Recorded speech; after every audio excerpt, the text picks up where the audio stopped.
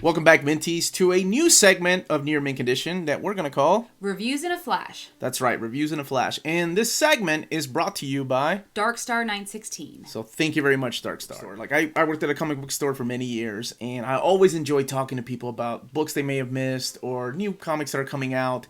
And where we have old reader, new reader, I get a chance to go back to read a lot of old stories, but I don't really have anybody to talk to about new stories that I've read. And that's kind of where this idea sparked. Because I know Amanda and I both read really fast, and we both like to talk. So we figured we'd talk to each other in a very vague manner, not spoiling anything. No spoilers here, yeah. And also inform you guys about some books that you may or may have heard of.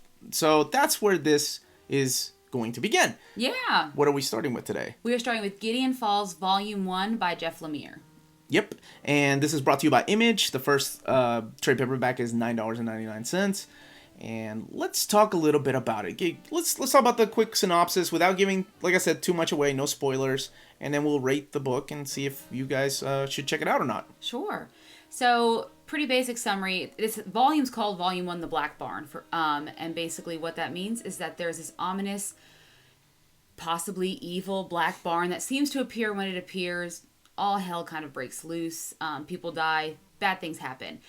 There are two central characters in our story that pretty much are wrapped up in this mystery. Mm-hmm. The first one is a young man named Norton, who wears a mask, like a surgical mask, or a mask that you would wear if you're sick. Yes.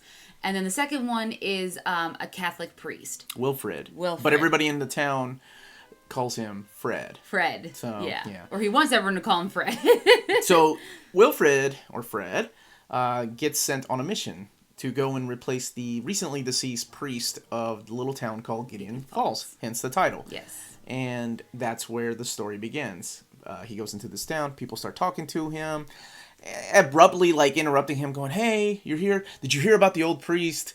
And he's kind of not all there yet. Even he told the bishop, maybe I shouldn't be the one to replace this. He's got some demons, right? Some backstory behind him, yeah. So, he makes it well aware that maybe I shouldn't be the one that replaced the priest. Yeah. Maybe you should choose someone else. But the bishop's like, no, I think it's God's calling or a higher being that you need to be there.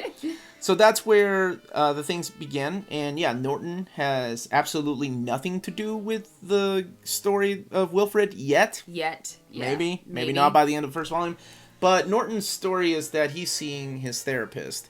And he has an addiction of picking up little what we think is trash, right? But visually, the way that he sees everything is he sees everything as a connecting piece to something big, something evil, and that's something that's been haunting him since he was a child. And this is what he remembers. From what we know, he's an orphan, and he is just trying to put these pieces together because the evil seems to be getting stronger every day, particularly now. And I think it's pretty cool the way that Andrea Sorrentino, yes. or Andrea Sorrentino, I'm sorry, don't know how to pronounce it properly, does the art, because they choose, I guess it was Dave Stewart, right, the colorist, that decided the color, everything important red. So I think that was pretty cool how very important. The way that he sees things, if it's important or if it's a piece of this puzzle that he's trying to solve, it's red and he's targeted. So I thought that was really cool. But he's seeing his therapist, Dr. Sue. Yeah, Dr. Sue. Yeah. Okay. Mm-hmm. And that's kind of where his story takes off, and then something happens to her where she kind of gets involved in his world, and she might be seeing things from his perspective. Yes. And so you have these two people, and in the meantime, while Wilfred is in Gideon Falls, he starts to uncover the mystery of the Black Barn. Mm-hmm. So the central story of the Black Barn takes place with him. And you don't see any connections, or you may or may not see connections between the two stories.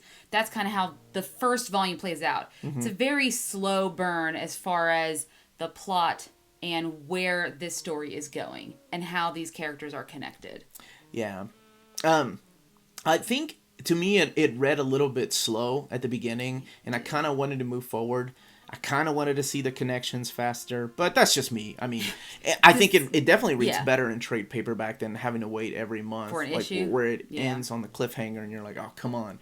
So I like that aspect of it. What nailed it was Sorrentino's artwork. Yes. Because I think it brings a really eerie, creepy, realistic style to this kind of horror Yeah. world. Because, I mean, that is what it is. It's the same. I mean, this is the same team that did Old Man Logan, the same team that did Green Arrow. Green Arrow, yeah. And now they're doing this horror book, and I think it's pretty interesting to see them do that. And I think it all is brought together by Dave Stewart's wonderful colors. Yeah. And I think the way that Sorrentino draws with this, a kind of frenetic energy almost, that even though it's like it's so weird to see the way it's drawn is so frenetic, like hurried almost. Not that it's a bad thing, it's a really good thing, but it leads to, like, there is something, like, almost, it's foreshadowing there's something big coming, and there, this is it's going to be a very intense story, even if it's a very slow burn as far as the plot's concerned. So I do like his artwork for that. Okay. Did you feel like the plot was strong enough to keep you going? Yes. Like, wanting to keep going? Especially by the end of it, it hooked me Okay. into wanting to read volume 2. Yeah, I think the ending made up for the rest of the slow Because I really didn't know where, at first I was, especially Wilfred's story, even though that's the central story with the Black Barn, I wasn't sold on it completely, more so than I was sold on Norton's story. See, I like Wilfred's story. Maybe it's because I'm Catholic. Maybe, yeah. But by the end of it, I was ready to see, once you read the book, you'll see why I think Norton's story for me was what really drew me in, and then the end hook of it all. Okay. Yeah. So, not like Old Reader, New Reader, where we do it out of 10. Let's do out of 5. Yes. What would you rate this book? I think I would give this a solid 3 out of 5. 3 out of 5, yes, really? I think it held my interest enough, and while it was a little bit slow on the uptick, I liked the way it ended, and I liked the artwork in it. Actually, I think a 3 is a fair grade. I think that's what I would give it. I think it's great. I would want to keep on reading it. I don't know if, I don't know. I get it really depends on the ending, right? The grade could go completely up or go down, depending on how the end is delivered. But yeah, that's it. I definitely think you guys should check it out if you haven't read it. There's a lot of twists and turns towards the end too, in the first volume even, that kind of surprised me. So, or maybe I saw it coming once you realized it, but we'll see.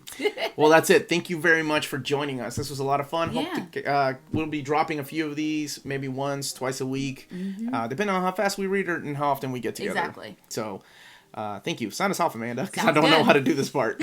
All right, everyone. Thank you for watching. Don't forget hit that like and subscribe button, and ring the bell for more notification of great near mint condition content. Don't forget to subscribe to all of our social media channels at @NearMintCon, and remember, we do have a Patreon, so follow us on there and help support us if you can. And then remember, everyone, if it's classy and cool, it must be Near Mint. Talk to y'all later.